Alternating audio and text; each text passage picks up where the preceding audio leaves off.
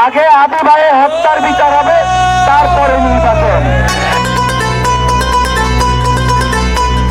শুনতে চাই না তারা না রে, শুনতে চাই না আর হত্যার বিচার না করলে কেউ পাবি না ছাড়।